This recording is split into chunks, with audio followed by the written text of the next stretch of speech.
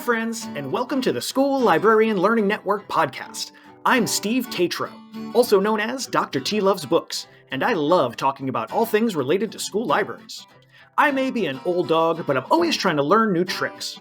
That's why in each episode of the SLLN podcast, I'll chat with a school librarian about a lesson, program, or activity they love. Hopefully, this can be a place for school librarians to get ideas and find new ways to engage with their students and staff. As a good friend likes to say, we're better together. So I hope this podcast will help school librarians connect with and learn from each other. The opinions and ideas shared in this podcast by myself and my guests are our own and do not reflect those of our school districts. And because school librarians always strive to be good digital citizens, I cite sources when using material that is not my own. Without further ado, let's get to this week's episode. Hey everybody, we are back and I have got Andrea here with us this week, and man, I'm excited. I saw Andrea giving some amazing presentations at TLA. Was it last year? I can't even keep track of. It's just, it's a whirlwind. Exactly. And I was so excited by all the awesome stuff that Andrea was doing in her school. So before we get to what we're going to get to, I got to back up and I got to say, Andrea, why don't you take a second, introduce yourself, tell people where you're at, where you're from, what's going on. Well, hello, Sunshine. So I am in Texas, and our district, each librarian has 2 campuses. I, however, have a high school campus, and I'm a flexible floater, so I support all the campuses as needed. This is my 9th year as a librarian. I absolutely love it. But I did start my career as a special education life teacher, which is learning in a functional environment, K through 5. And then I got my first master's, and I was an educational technology specialist. And my friend's like, you need to be a librarian. I was like, no. And then I went to the North Texas Teen Book Festival. I was like, I need to be a librarian. And so I became a librarian, and I've done elementary school, I've done middle school, now I've done high school, and I do all of the schools. So that is amazing. I didn't realize how much I'd love this job, but it's also one of the hardest jobs I think I've ever had. Yeah. But I love being on social media. I love sharing. So I'm super excited to be on here. And let me tell you, when you came to my presentation, I was like, Steve is sitting in the front row. Oh my gosh. Total fangirl. Well, I appreciate that, but I got to tell you, that was just your presentation. You had so many awesome things that you were sharing with us. And so I'm super excited that you're here to share tonight or today, or whenever people are listening. It's night for us, but who knows? Maybe people are listening to this in the morning. I lose track, but that's okay. So it's funny. I usually ask people like, so how did you get into school librarianship? And you were like right there, that's an interesting sort of a path that it was special ed into librarianship. That's not one I hear. I don't think I've heard anybody else make that trip. That's an interesting journey.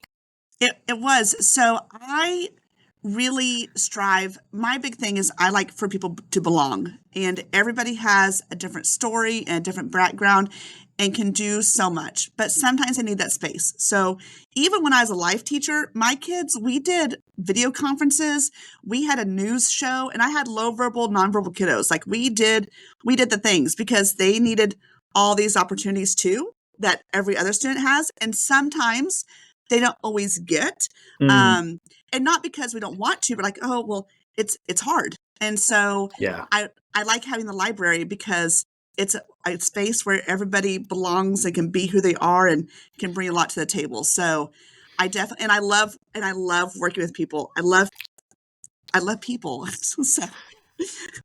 I definitely get that. I mean, every time I check out your social media, you're off doing something with another group and another organization. And like, you are always just engaged and involved in everything, which I love. I mean, your handle is Busy Bee. I mean, I think that really is fitting.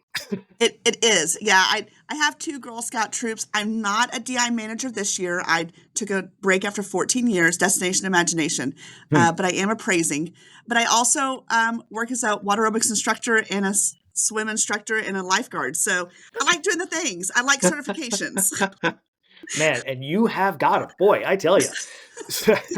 So it's interesting that you started with special ed and that we're going to be talking about special ed tonight, right? So yes. Why don't you give us maybe just a little bit of where did this idea for this lesson, this program come from in the first place? Like, what was the genesis? So every teacher is amazing with what they bring to the table, but a lot of times our special education and our life teachers, especially like those self-contained classrooms, they kind of get left out. Not because a librarian doesn't know what they're doing, but maybe because they don't necessarily know how to collaborate and connect with those teachers. And let me tell you, those teachers are like, please, please come work with us, because so often they get left out. And so, and like I said, I worked with amazing librarians, but it's scary sometimes having different kind of kiddos in our library. So one of my most favorite, I'm not supposed to have favorites. I know. One of my most favorite things to do though is to collaborate with all content areas, like everybody. And so when I can go in and collaborate with those life teachers and remind them that they are doing an amazing job and these kids can do the things, it just justifies what they're doing already. Because all the time, the library is a place where we want to make sure that everybody has a chance to be a contributing member to society. You want them to learn, them grow, belong, empathy. So what better way to start than working those? And so I was that teacher. That the librarian didn't mind working with me, but was also like, what do I do? How do I help you? Exactly. Like I'm nervous, so, like we hold that baby, you're like, do I hold it right? So that's kind of how it is with life. But you just got to jump in. Yeah. And I mean, so we're going to be talking about shared adventures, bridging special needs, education, and library resources. From the title alone, I'm in. I'm all in. I love it. So sort of what does this look like? We're clearly going to be collaborating. How does this sort of unfold? What are the students going to see? How does it go? Well, of course, in collaboration, work is different for everything. So I do attend, we call them PLTs, professional learning teams. It's different at every campus. I know sometimes it's called PLC. So I make sure that I visit my life PLT, just like any other PLT, at least once a week. And I work with the teachers about what they're working on. They too have a curriculum that they're following. So I hop into their PLT for like 30 minutes because they've got to talk about other things other than me, and that's okay. So I go in, I chat with them about what they're working on, and then we come up with a plan.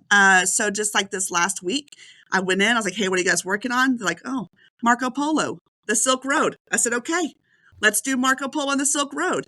But the life classroom in the high school has other components as well. So they have like a work-based program, and like the kiddos are getting ready to go out and work. And so I worked with those kiddos because the teacher was like, well, we're working on getting it out to the community and like being prepared for the community. I said, let's build resumes. So we made resumes. We used Canva.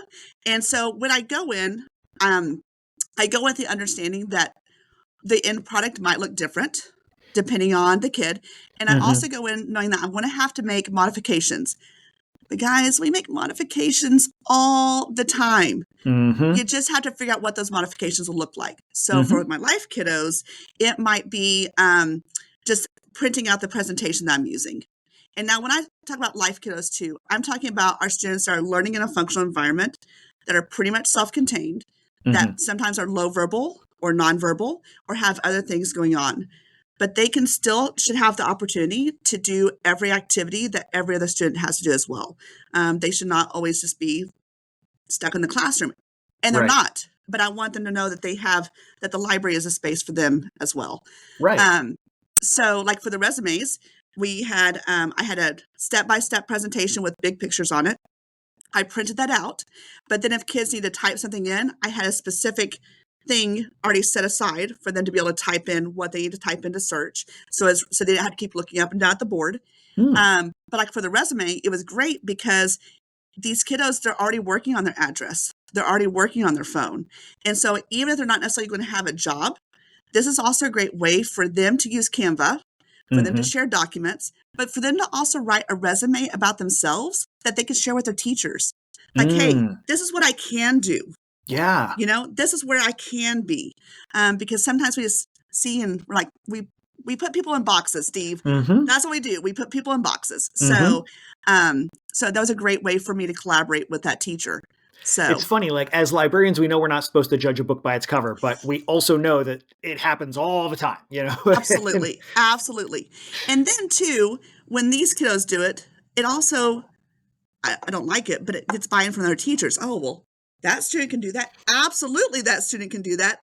your student can also do all this. Like you got to Mm. have that expectation that, yeah, we can do a lot of hard things if we just figure out how it's going to look. Yeah, absolutely. So it sounds like this is sort of an evolving sort of a process program. With you were saying weekly, you're checking in and kind of figuring out, okay, here's a way this week I can support you, and so next week might be totally different than what we're doing last week. Exactly. And that's what we do with our content areas anyway. We go in because their content's not the same every week, or it Right. shouldn't be. Oh, right. I'm like, it shouldn't be. So so just like a regular content area, their needs change. And just like these kids, they have different curriculum. So, you know, there's cute Thanksgiving stuff. Absolutely. But my teachers were like, I need Marco Polo. I said, fantastic. I really didn't know anything about Marco Polo. I'm not going to lie. That was a game. Yeah, me too. I'm with you. So thanks to Nearpod, I was able to easily have a lesson ready to go that was interactive. They got to do virtual tours. It was already ready. Like, and I just had to Nice. think outside the box. Like, I just had to look for things, you know? So it really does depend on what the teachers are working on. So we're not at the book break yet. Surprise book break! But I do need to toss in, since we're talking about the Silk Road, I literally just got a copy in my library of Daniel Nayeri's book, The Many Assassinations of Samir, the Seller of Dreams. Ooh. And it's historical fiction. It is so funny. It is so great. And it's about, he did research on what would it be like to travel the Silk Road back in those, in the 1300s, 1400s. And so his characters go from one end of the Silk Road to the other. And as they go, the main character is this, we can't go into the book right now, but it's a great book and it ties in with the Silk Road. So if you were doing like maybe a read aloud or something, that might be a fun one to sort of bring in some different kinds of details. I need to write that down. I got my pen so I can write that down, because that sounds absolutely amazing. Now, is that a picture book or a chapter book? It's a chapter book, and it's it kind of lands somewhere in between like a story that you read to children and a story that like middle grade students might read for themselves. Right. But it's so well written and it's so funny. Like, and especially the story as you read, you learn some stuff, and then like halfway through the book, you get this little detail and you go, oh, wait a minute. That's not what I thought was going on. And then the story continues, and then you get another detail, and you're like, oh, that's not at all what I thought was going on. And it's just, that's really awesome. Yeah, it kind of just keeps opening up, and like a flower just keeps blooming in different directions. What was it? What was it called again? That was Daniel Nayeri is the author. Okay. And the title is The Many Assassinations of Samir, the Seller of Dreams. I think it's the many. Is it the 1,000 assassinations? I'm going to have to look it up after and double check that, but it's great. And I read it about it right when it came out. I happened to get my hands on a copy at my public library. They had it out in the kids section. I was like, this author is coming to our conference. I need to read his stuff. Pick that up. And I was just blown away. I was rolling, laughing in places, but other places are like super nail bitey, like action adventure stuff. It's great. It's great. Ooh, that sounds so good. It is. It's a good one. It's definitely a good one. I have completely dragged us off topic though, so I'm going to try. You know what? But you know what though? You brought up a good point though. You brought up a good point about making those book connections when you're in there. I love reading a picture book, a nonfiction picture book, to lead into an activity, because one, kids, no matter what the age, even adults, love hearing a book being read. But also we can make those connections. We talk about research all the time. Kids hear research. Oh, research. I'm like, guys, y'all research the latest TikTok trend or the latest shoe. That's research. And so if you can get them interested in one piece, and you had Assassinations in that, I'm sold. Oh, sold. Yeah, it's great. It's great. And like I said, it works in like actual real, like these are things that happened. These are the kinds of people that you would have met. And like, so there's those hooks that like I found myself going online and going to resources to see like exactly which parts of this are the real parts, which parts are the fiction parts. And so, yeah, like you said, it kind of pulls you in, and all of a sudden you find yourself hip dipping in some fun research. But, exactly. And I said, because like, we don't do research. You do research. Oh yeah. So yeah, that's awesome. They don't realize how often they research, but we can have a whole discussion about that another time. But I know, because I think I did 4 research lessons this week. So because I don't just work with my life kiddos, I work with all content areas. So I just happen to really, I love all the content areas. I do. Oh, I yeah. do. Oh, So it's great. We can bring it in when we can get outside the English classroom. That's always a bonus in my book. absolutely. Absolutely. So yeah, so I go weekly, and so the needs change. And sometimes it's just checking out books, and that's okay. Oh, yeah. Like still having them come check out books, and two, I've done a couple of homebound. I have a homebound student that the teachers come in and like records the lesson as I'm doing it, so they are also interacting. And the mom was asking, well, what kind of books are you interested in? It's like, well, they're high school. They're interested in anything. Now, my life kiddos do tend to go more to the picture books and nonfiction Mm-hmm. books, just because the pictures and interaction and Mm-hmm. everything. But I'm not going to stop them either, because they're high Yeah, schoolers. They get to choose. They get to choose what they want to absolutely. read and carry around. So yeah, Yeah, sometimes just checking out books, and that's okay too. absolutely. 100%. Now, you had said before that they do have curriculum that they follow. So I guess the question before that is, how long have you been doing this, bridging the needs for your students here? How long has this been a thing that you've actively been involved in? Well, I've been in education for 23 years. Mm. So, and like I said, I spent 13 years in the classroom. And Hmm. so as soon as I got out as an instructional technology specialist, I kind of did that. But then as soon as I became a librarian, it was one of my first classes that I wanted to make sure, because, when we become a librarian, we tend to really attach to those people the things we know. Hmm. We're like, Hmm. that's where I can start building relationships. That's where I can get in. And so I knew not necessarily these people, but I knew the needs and the expectations, and I was Right. okay with that. It was okay. Like I knew that it's going to look different, and I was okay with that. So that's how I just kind of delved in. So at least 10 years. I did have 2 years off because I was at a campus that did not have a life class. Um, so that was a little tough for me. Had to collaborate with, a lot of, no, I collaborate with everybody. I do all the things, but it's really been going on since I became a librarian, because that was where I was comfortable with, like I know librarians that, well, they're English teachers, so they tend to focus right on English. I know Hmm. librarians that were high school, that were history teachers, so they tend to do their first little latch on, because you gotta build those relationships, Yeah. because I want everybody to come in the library, but I'm also realistic Right. that it's going to take a minute sometimes. Yeah, yeah. That's funny. I was just having a conversation yesterday. I had a graduate student come to visit. We do this, doesn't matter. A graduate student came to visit, and we were having this really interesting conversation about like, how do you get the teachers to come to the library? Because she was working with a new librarian, and she was a library aide going to get her degree so she could become a librarian. But the Right. librarian she was working with was new and was trying to figure out like, how do I get the teachers to use this space? And she was saying she was having a real hard time figuring out like, what is that in that you get? And like I told her, I had an advantage when I started because I was coming to it in the school that I was already a teacher in, and Right. B, as a longtime teacher. So I already kind of knew like there are certain things I know they're going to need, or I know that I can support them with. So, like you're saying, we've got those when we can draw on those advantages. It Yep. benefits everybody, but it makes It our does. lives so much easier. And it makes you feel like, because that you're already doing a great job, but when you can latch on, it makes you realize that you do contribute. Yeah. That you can, what you're doing, because sometimes you have that clash, you're like, do I know what I was doing? Was that a great lesson? I don't know. Hmm.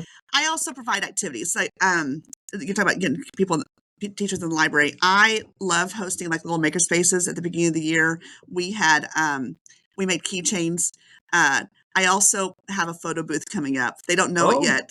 And they'll cool. either play or they won't play, and that's the thing with the library too. Like, I don't get too upset, because they're either going to play or they're not going to play. It's not about me.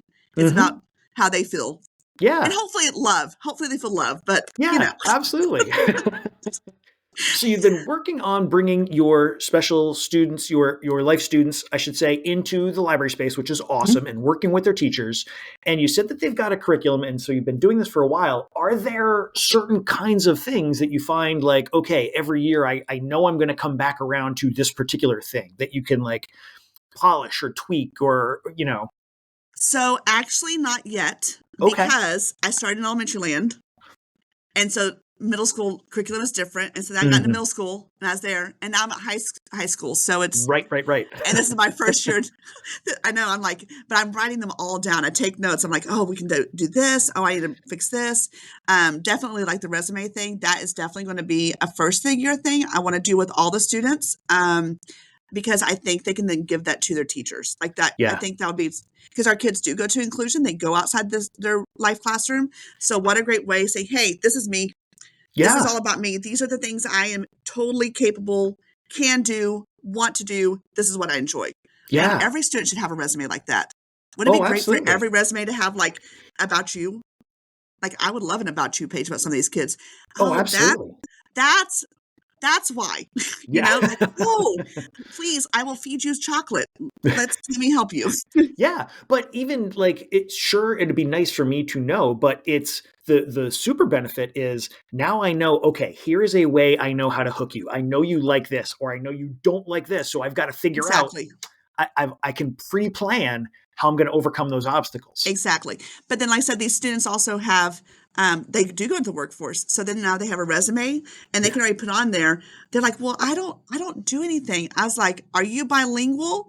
Oh yeah. So, I mean, even our life students, they're bilingual. Like that's a huge sell right there, you know? Yeah. So, and they also had to be reminded that they do things, like they know things, you know? And Yeah. I think sometimes we forget that Mhm. with any Mhm. student too, not just our life friends. We Oh yeah. forget. We're like, we're old. We know it all. No, we don't. Yep. Oh No, no, no. absolutely. And I think too, there's this tendency for us to think, to think that the students know pretty much everything we know in some Mhm. form, and or that the students are maybe more, I don't want to say more experienced, but more knowledgeable about a lot of things that we just assume they must know. Like, yeah, they're always on their Yes. phone, so they must know everything about being online and everything about using their phone. And it's like, well, no, No, that's no, that little, a mile wide of use, but like an inch deep of actual understanding of what's going on there. absolutely. And that's Absolutely. where I think some of those kids absolutely do have that deeper understanding, that deeper knowledge. And when you can give them the opportunity to put down on a resume, like, oh, well, I know how to reset the Wi-Fi in my home, or, Right. I like those are, I'm the tech support for my teachers. Like, that's a great thing. Absolutely. Absolutely. Absolutely. So it was really fun to see as these my students built these resumes because you did have the ones that because it's all levels in this class, so you did have the Mhm. ones that already had a job, and so they're able to put on there, oh, I already work at this place, and then the other ones, well, I don't do anything yet, but you do. You're a student, you're a junior in high school, and like those are still qualifications for Mhm. things, so that was nice because I think sometimes everybody, no matter what your ability is, you realize that you might not be completely the same as everybody else. And sometimes that's hard. So Mhm. it's nice to have those conversations of, look, dude, you absolutely have this right here. Like, Yeah. oh, yeah. Like, and that was nice to hear that affirmation. You can definitely Mhm. tell that helped me out a lot. Yeah. Oh man, that's awesome. I'm picturing it in my head, and I'm loving every moment of it as it's unspooling in my mental theater here. And I did all the lessons, especially my life lessons, I try to always share on my social media. And I also try to blog about it. So this way people can go back and steal, do whatever they need to do to have access to those. So any lesson I try to do, I try to also blog and put all my resources and everything. So this way they can just grab. That's awesome. Because I mean, that's as far as my experience, I should say, has been when I was an English teacher for 20 something years. I shared some stuff with some of the people in my department, but it wasn't like everybody just had an open like door policy of just come in and take whatever you need. But as soon as I became a school librarian, it was like everybody's like, "Oh, here you're doing that. Here's 400 things, and let me tell you about these 5 other people that are doing something." Like it's Right. just everybody's It's so helpful and so willing to throw their stuff out there, which is awesome. yes, but it can be very overwhelming as well. It can be. It definitely can be. That's one of the things I love about getting to do this podcast is that I get to kind of find these little bite-sized pieces that people can come back to and like say, oh, that's something that I can use. And maybe this one isn't for everybody, but this thing, Right. oh, that's the one that's definitely going to help me out. Right. And I Or you love that also you're really building this bridge, literally well, not literally, metaphorically helping us build this bridge with this lesson on building bridges, because like you said, I think that's an area that is really easy to overlook. And right. so this is a great way to kind of get it in everybody's mind like, oh, yeah, hey, you've got students over here too. And just so you know, sometimes those lessons fail, but that's with any lesson. Mm-hmm. It's Mm-hmm. like that's it. It's not you. Like it's just that's what happens because it's Yeah. life, Yeah. Oh, absolutely. like life Absolutely. in general. Mm-hmm. But it's also a great chance when something doesn't go the way we think it should go, we get to reflect, we get to refine, we get to come back at it. And I think that can be as valuable to model for students as being Absolutely, successful, you know? absolutely, yes, It's so easy to get caught up in that fallacy that as the educator, we have to have the answers and we have to get it right. We need to also show that sometimes we don't get it right. And okay, we learn and we move on. exactly, That exactly. was I started working with some of our, we don't call them life students, but our life students at my school last year were looking for a way that they could help out. And I had done a pop-up library in the middle school because we didn't have a space at that time for the library. And the teacher who is in charge of those students had heard about it. And she was like, oh, if you're going to do that regularly, like maybe my students can be like checkout people to help out. And I was like, we're going Yes, to figure something out. And so we ended up not quite going in that route, but I did make them library ninjas. Like all my student volunteers are library ninjas, and so they got library ninja badges. And we yep, talked about how do you front a shelf and how do you make sure you've got perfect. front facing displays. And they did a great job of keeping the high school library looking nice. So giving them those opportunities to You would be demonstrate. surprised. Yeah, absolutely. And there's something else they can add to a resume too is, oh, I worked on doing this. I'm organizing, I'm arranging. And so one of the things I did, and I did this with my elementary land when I had life high school students come and help me. I made jigs, and I just did a video over this. I made jigs, so I did the alphabet on note cards. And on the top of the shelf, I put the alphabet down. And then the kids had to take the book and like file it, like stack it on. They had to sort by alphabet. So Okay. they didn't necessarily shelve for me, but they at least got an order so I could easily shelve. They also did that with nonfiction. So just doing a jig, make some note cards. Yeah, like there's so many things that can make them successful. And Mm-hmm. we want we want every person to be a contributor to society. So how Yeah. we get them there is really important. Yeah. Oh man, I love it. Boy, just ideas on top of ideas on top of ideas. This is great. So I imagine that as you're doing this, clearly you're working very closely with the teachers that are leading these students on a day-to-day basis when you're going in and working with them weekly. Have you gotten much feedback from the teachers? I mean, I know that you're kind of starting in a new place with a new situation, but have the teachers had much to say about how things are going so far? They're very thankful. Mm. They're very thankful that the library is being like that. It is open for everybody. Hmm. But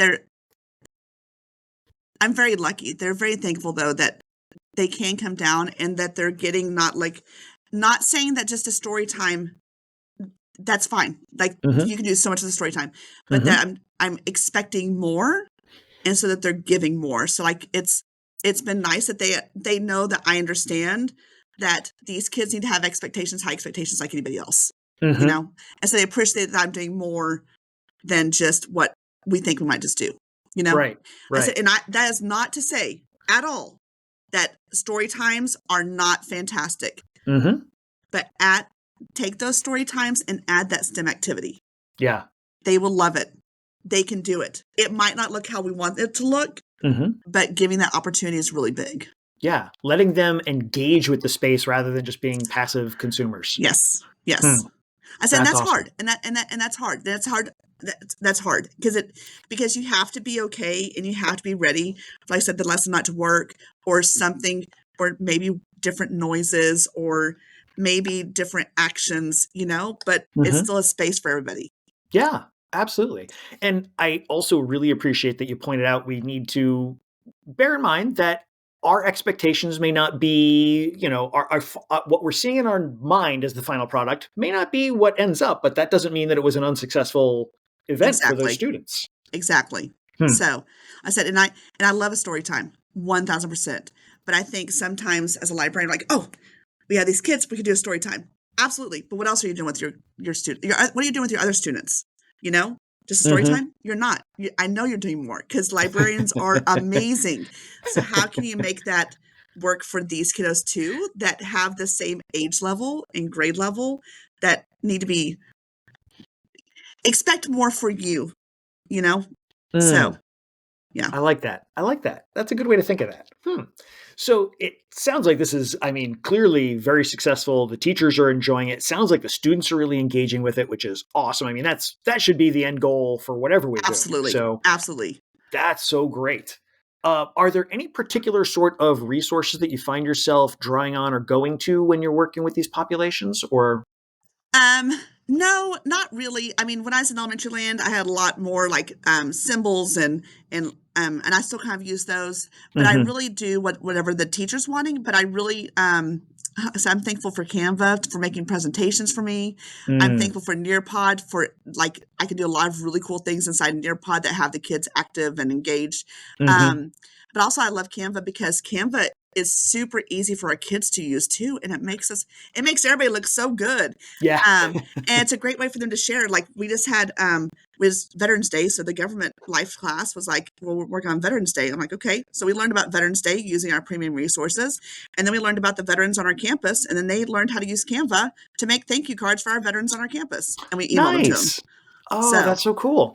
yeah, so kids can do anything. You just have Yeah. to be okay to get outside that box Mhm. for any Mhm. student. So Right, right.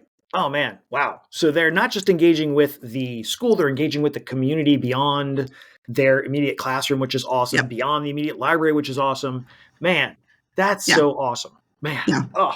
I'm Anytime really I can digging talk, it. anytime I can talk library land anyway. But when I can talk about the importance of making sure that all of our students, and when I say all, I mean all Mm, of our students have a space. It's yeah. really important to me.